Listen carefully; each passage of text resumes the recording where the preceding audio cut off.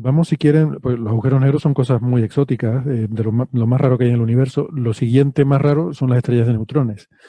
Y resulta que hay unos artículos que yo no los había visto, pero no son nuevos, no son de ahora, creo que son de diciembre de 2019 o algo así.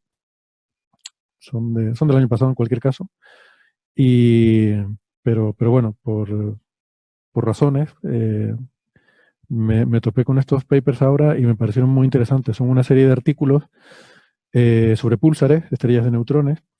eh, Me ha gustado la expresión por razones. O sea, quiere decir que no por fue razones. estocástico, ¿no? No fue, no fue por motivos aleatorios. Había razones. Había Había razones. razones. Ya sé cuáles son las razones. Las razones son que un día a las tantas de la noche vi pasar en alguna red social, creo que en Twitter, un artículo que me pareció, o información sobre un artículo que me pareció muy chulo sobre el mapeado de la superficie de estrellas de neutrones. Y dije, qué chulo esto, me lo apunto para el coffee break.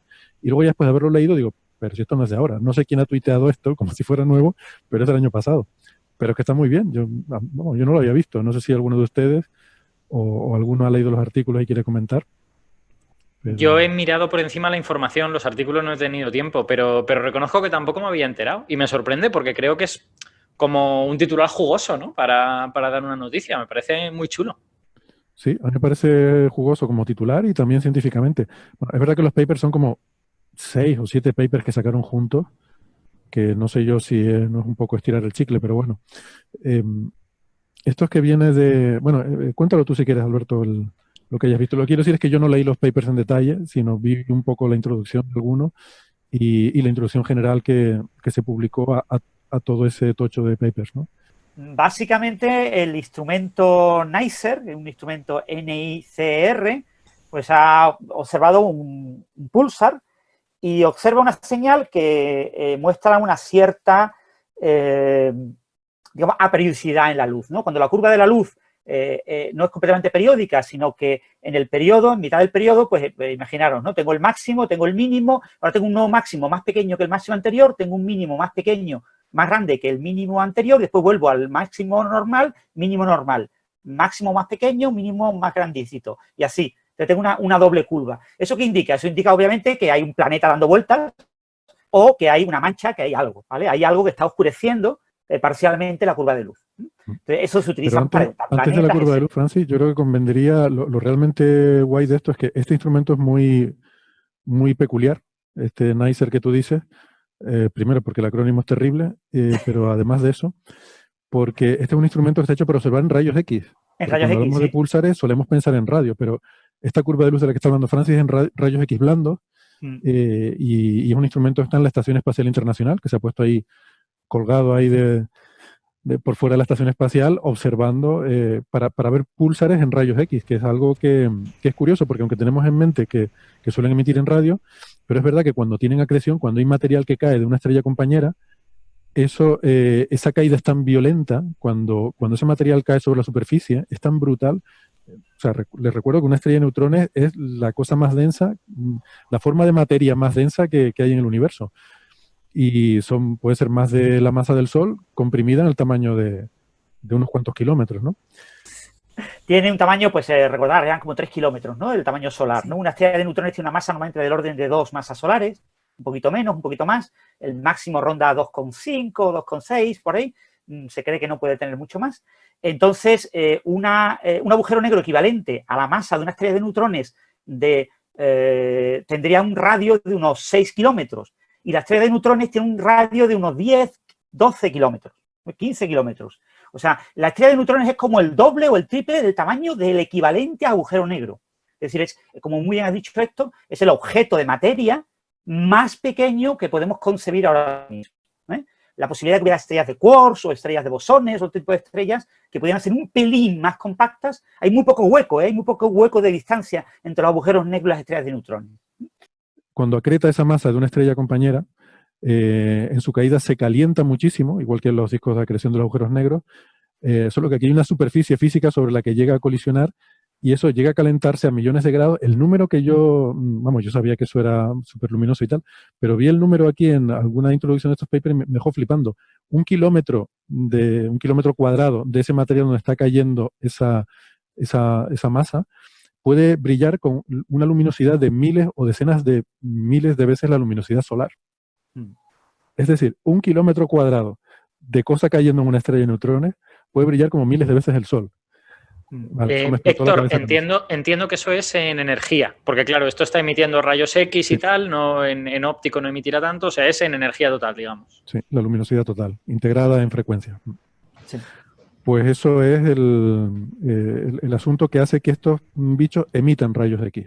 ¿Vale? Es un mecanismo totalmente diferente al de los pulsos de radio. Y entonces tienes una curva de luz, que es lo que decía Francis, porque al rotar, pues vemos que entra y sale, igual que hablamos de manchas, ¿no? Cuando el otro día hablamos de manchas en estrellas, que al rotar la estrella vemos la curva de luz, que las manchas hacen una modulación, pues aquí lo vemos con los rayos X, ¿no? Eso era lo que quería introducir, Francis. Exactamente. Se ve como lo que aparentemente sería una curva típica de que pasaran manchas, ¿no? Lo que pasa es que es una curva pues, mucho más exagerada de lo habitual en una estrella, es una curva que entenderla bien es muy difícil. Entonces, lo que parece es que ha habido dos grupos que han tratado de entender esta curva utilizando diferentes modelos. La idea original era, lo que se esperaba, era que en el eje de giros de la estrella de neutrones, pues hubiera como una mancha asociada por el tema de la convergencia de la línea de campo magnético asociada a los polos del eje de giro. Entonces uno esperaba ver como son objetos muy, muy compactos, la luz se curva mucho en ellos, uno esperaba ver como una imagen asociada a uno de los polos del eje de giro, ¿no? O sea, el eje de giro corta la esfera en 2 puntos, pues en uno de esos puntos una gran mancha y posiblemente otra acompañado de otra mancha asociada al otro polo, que la veríamos como desde atrás, un poquito. Pero entonces, del eje magnético, ¿no? Asociado al eje magnético, sí, al eje magnético. Lo que pasa es que cuando se pone ese modelo, pues resulta que no sale la curva que se ve. Y dice, pero ¿cómo que no va a salir? Tiene que salir. Esto está pasando algo grave. Y entonces lo que plantean los dos artículos son dos modelos alternativos. Han dicho, bueno, pues ¿qué pasará entonces si en realidad es ser, quizás no lo entendemos bien, quizás en lugar de ser manchas más o menos circulares, son manchas en forma de un anillo o son manchas en forma de un arco de anillo, ¿no? Una especie como de media luna árabe, ¿no? Y entonces han probado diferentes opciones y los dos de estos artículos proponen dos modelos distintos. Un modelo básicamente de una mancha en forma de media luna árabe con una mancha más o menos circular que la acompaña y solo en uno de los polos del eje magnético. En el otro polo no se ve nada. Y otro artículo que propone son 3 manchas. Una asociada claramente al polo, a uno de los polos, y rodeada de 2 manchas, una más alargada y otra más corta. Entonces son 2 artículos que analizan exactamente los mismos datos, pero que utilizan modelos de análisis teórico diferentes para esos datos y que nos ofrecen una idea que contradice lo que todo el mundo esperaba, porque lo que todo el mundo esperaba era la doble mancha, una en cada polo. Y lo que se observan son manchas aparentemente solo en uno de los polos y extremadamente alargadas, extremadamente deformes, ¿no? Entonces, eso por lo que cuentan los artículos, pues no se entiende muy bien la razón y habrá que seguir trabajando porque lo mismo, uno de los dos artículos tiene razón o lo mismo, los dos están equivocados. Bien, gracias por seguir acompañándonos. Nos habíamos quedado hablando de estos trabajos con el instrumento NICER, hablando sobre púlsares. Este es un instrumento que se envió a la Estación Espacial Internacional en 2017 y tiene la capacidad de que puede observar rayos X con una cadencia temporal muy alta, porque algunos de estos púlsares tienen periodos de milisegundos y tienes que ser capaz de registrar la llegada de los rayos X con esa precisión, que no es nada trivial. Dime, Alberto. Nada, que lo que quería comentar antes sobre lo que había dicho Francis es que nosotros, o sea, quiero decir, las manchas de rayos X que hay en el púlsar se supone que están asociadas a dónde salen o entran las líneas de campo magnético. Y intuitivamente todos pensamos que los campos magnéticos son campos magnéticos dipolares, que tienen 2 polos, un polo norte y un polo sur, pero eso no es la única posibilidad. O sea, eso depende de cómo sea la materia que genera el campo magnético de la estrella de neutrones. Y si se confirma este descubrimiento de que uno de los polos aparentemente pues no está y en el otro hay una especie de estructura compleja, pues igual tendríamos que concluir que este pulsar en concreto, pues no tiene una estructura dipolar, tiene una estructura, pues no sé, es que ni siquiera es un cuadrupolo ni un octupolo, es una cosa un poco rara. Entonces, sería que tiene un campo magnético pues muy complejo, ¿no? Con a lo mejor varios polos y con una estructura pues nada trivial. Puedes tener las dos cosas, de hecho. Puedes tener una estructura que sea dipolar, pero luego tener también otras componentes de orden superior metidas juntas. Eso puede ocurrir. Sí, es lo que comenta este artículo. Esto es como lo que pasa con Cain, ¿no? Y los FRBs, ¿no? Que una vez que Nasser haya observado muchos, pues tendremos una estadística suficiente para ver si este tipo de comportamiento es algo habitual en los púlsares o es una cosa más excepcional y entenderemos mucho mejor los púlsares, ¿no? Pero... Esto, realmente lo que se hace aquí es intentar mapear la superficie, ¿no? Hacer imagen de superficie. Esto se parece mucho a lo que se llama imagen Doppler en las estrellas, que se intenta hacer esto mismo pero con las manchas, pero se usa también la espectroscopía. O sea, ves como las líneas espectrales, que tú cuando ves la línea espectral de una estrella, ves la combinación de la que produce todo el disco estelar, pero todo integrado junto, ¿no? Mientras que cuando una mancha entra, debido a la rotación, tú vas a tener una combinación de la línea espectral tal como la produce el disco de la estrella y la que produce la mancha, que es diferente, para empezar es más débil, y además se llama imagen Doppler porque al entrar en el disco, como tú tienes una parte del disco que por la rotación se está moviendo hacia ti y otra parte del disco se está alejando de ti, pues cuando la mancha entra, al principio tiene un desplazamiento Doppler al azul, luego cuando pasa por el centro del disco ya no tiene desplazamiento Doppler y cuando llega al otro borde tiene desplazamiento al rojo. Entonces el rasgo que produce la mancha lo ves en la línea espectral como que empieza por la parte azul del espectro y se va moviendo por el centro de la línea hasta que sale por el lado rojo, ¿no?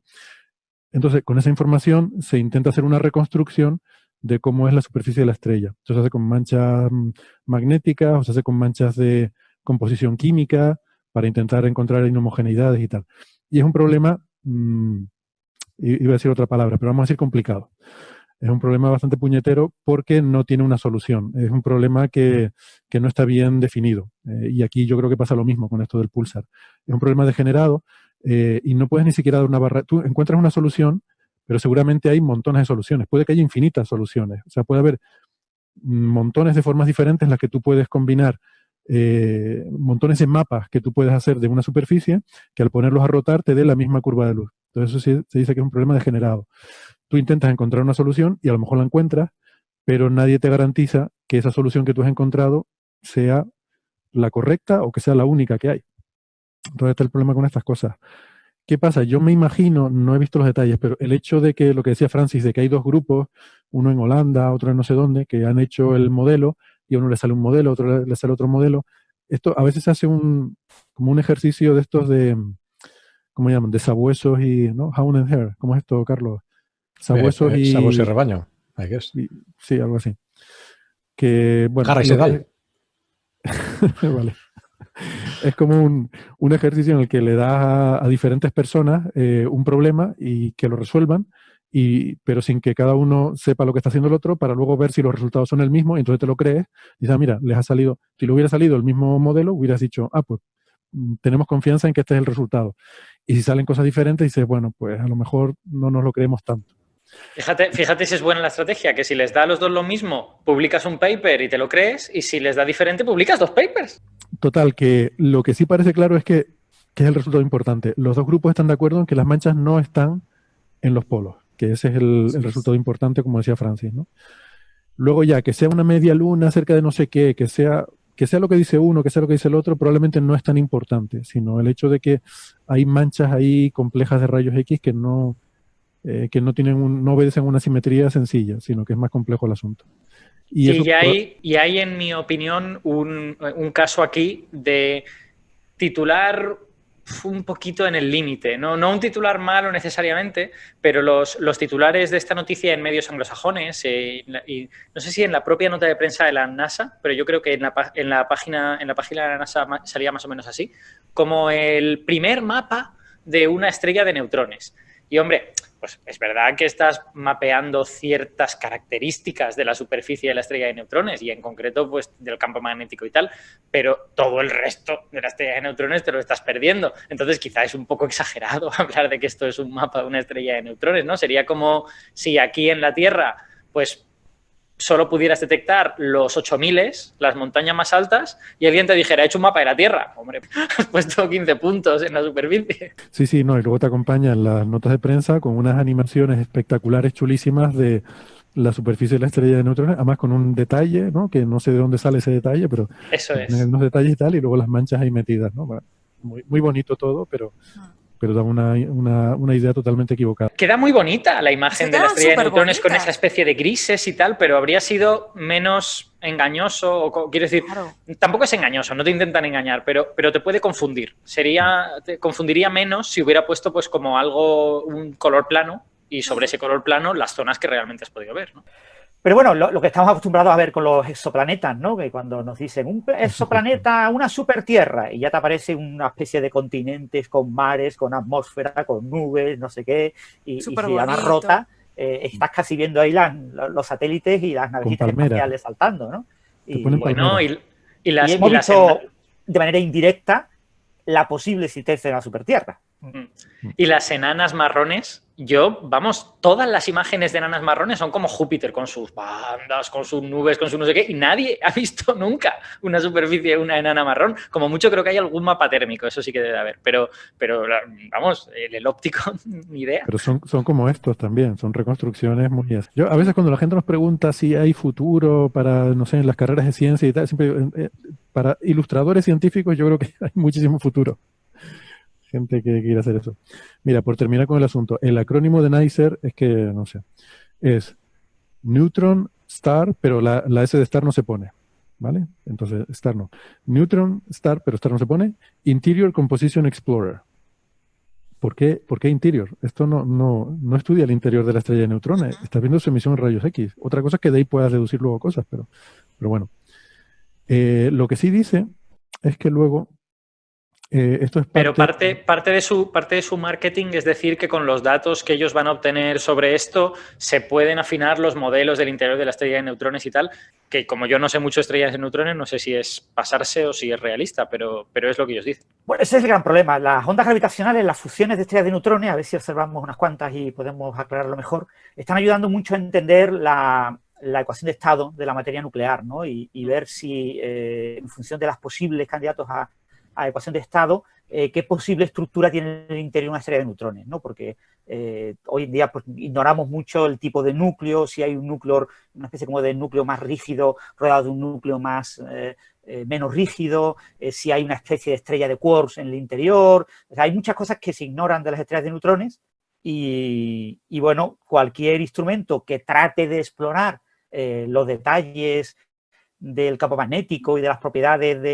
del exterior, obviamente tiene que ver el exterior, de las estrellas de neutrones, ayudará a entender mejor los modelos de materia nuclear en el interior de las estrellas de neutrones, que es el gran problema que tienen las estrellas de neutrones ahora mismo, que no sabemos muy bien por dentro cómo son.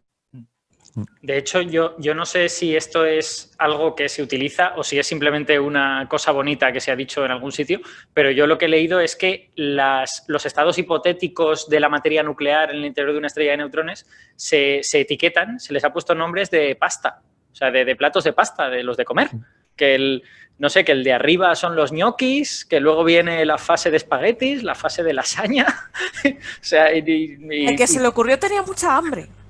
Y entiendo que todo eso pues tiene que ver con lo que intuimos acerca de las propiedades de la materia nuclear, dependiendo de la presión, dependiendo de la temperatura y tal, pero sospecho que ni siquiera es algo que podamos extraer de las ecuaciones de manera definitiva, porque las ecuaciones son muy difíciles.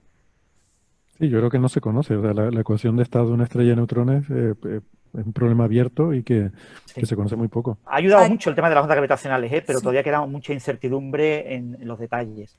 Pero bueno, que luego lo que sí hay es otro proyecto que vendrá en una fase posterior, que sí que me gusta mucho el nombre, es Sextant, que es muy apropiado el nombre porque es una demostración del primer sistema de navegación basado en púlsares. Y es el acrónimo de Station Explorer for X-Ray Timing and Navigation Technology, ¿no? Explorador de la estación para tecnología de navegación basada en timing de rayos X. Y el acrónimo cronometrado o algo así, cronometraje, timing, ¿no? ¿El qué, perdona? Timing se podría traducir como cronometraje o algo así por el estilo, ¿no? Perfecto, sí. Usas señales de reloj para situarte. Muy bien, pues nada, esto es lo de los púlsares. A mí me pareció curioso, no sé, a mí por lo menos se me había pasado, no había visto la noticia el año pasado y la verdad que está guay.